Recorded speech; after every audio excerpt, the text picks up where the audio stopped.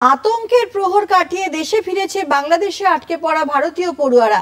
টানা ৩-৪ দিনের আতঙ্ক যেন পিছু ছাড়ছে না কৈশোর উত্তীর্ণ এই সদ্য তরুণদের। বাংলাদেশ থেকে বাড়িতে ফিরে স্বস্তি পেয়েছেন তারা। সেই সব পড়ুয়াদের সঙ্গে কথা বললেন আমাদের প্রতিনিধি মামুন ফারুক। আতঙ্কের প্রহর যেন পিছু ছাড়ছে না পড়ুয়াদের। বাংলাদেশ থেকে ভারতীয় দূতাবাসের সহযোগিতায় কেউ কেউ নিজের উদ্যোগে, কেউ আবার সরকারি সহযোগিতায় নিজের দেশে ফিরেও ভুলতে পারছেন না সে দেশের আতঙ্কের স্মৃতি।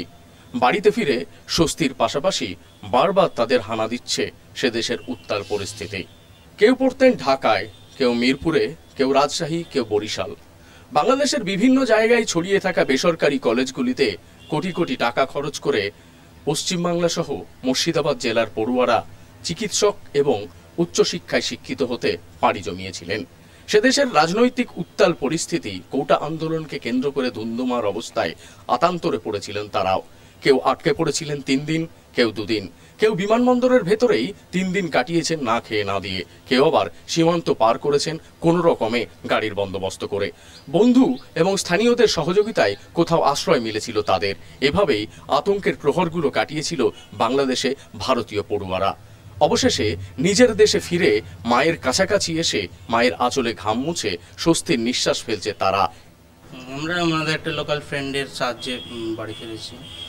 মানে আতঙ্কের আমরা রাত্রে বেরিয়েছিলাম, ওই ফ্রেন্ডের বাবার হসপিটাল ছিল, ওর অ্যাম্বুলেন্সে করেই ওরা রাত্রে ভেবেছিলাম কোনো কেউ থাকবে না, আন্দোলনকারী বা কোনো কেউই যারা ভাঙচুর করছিল তার কেউ থাকবে না, ওইভাবে আমরা বেরিয়েছিলাম। ওই সেই আশাই ছিল, ওই নিয়ে আতঙ্ক ছিল, একটু মনে ভয় তো ছিল।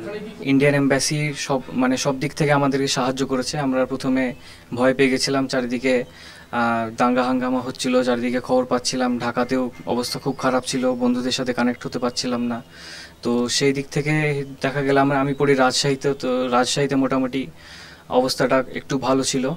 তো মানে অবস্থার আরও খারাপ পরিণতি হওয়ার জন্য আমাদেরকে কলেজ কানেক্ট করে ইন্ডিয়ান এম্বাসির সাথে।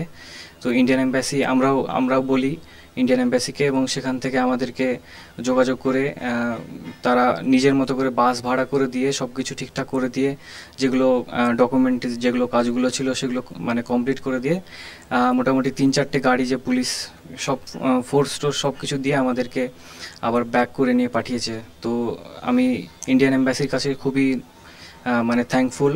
वहाँ पे हम जब बांग्लादेश में थे तो बहुत मतलब दंगे वंगे कर्फ्यू लग चुका था, तो उसके बाद जो हम टेंशन में आ गए थे बहुत अच्छे से, मतलब हमें बहुत परेशानी हो रही थी हमें कि यहाँ से कैसे निकलेंगे।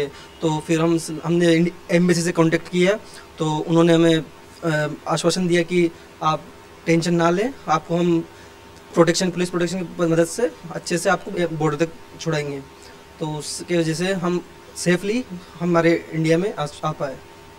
तो इंडियन एम्बेसी को थैंक यू बोलना चाहूँगा, thank you Indian embassy.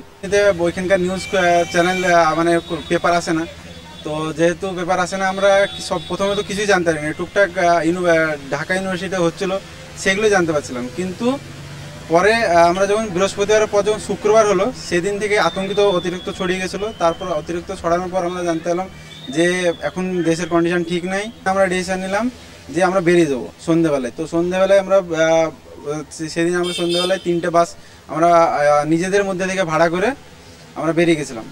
Embassy থেকে বাসের ড্রাইভারকে কল করে বলে দেওয়া হয়েছিল যে রাস্তায় যেন কোথাও না দাঁড়ায়, আর কেউ যদি সামনেও আসে তো না থামিয়ে সোজা চালিয়ে দেওয়ার নির্দেশ দিয়েছিল এমবেসি। তো আমরা সেই রাত্রে প্রায় অলমোস্ট ভোর 3টের সময় বর্ডার পৌঁছে যাই। তারপর তো বর্ডারের কন্ডিশন সেরকম খারাপ ছিল না, সব ঠিকঠাকই নর্মাল ছিল। অবশেষে ঘরে ফিরেছে ফারদিন, জান্নাত, অয়ন, শিমুনেরা। নিজের মায়ের কাছে বসে বাড়ির ডাল ভাতে গন্ধ খুঁজে পাচ্ছে প্রাণ ভরে বাঁচার। এভাবেই আতঙ্কের প্রহর কাটিয়ে নতুন করে বাঁচার উদ্যম ফিরে পাচ্ছে তরুণ সদ্য কৈশোর উত্তীর্ণ এই পড়ুয়ারা। মুর্শিদাবাদ থেকে দূরদর্শন সংবাদের জন্য মামুন ফারুক।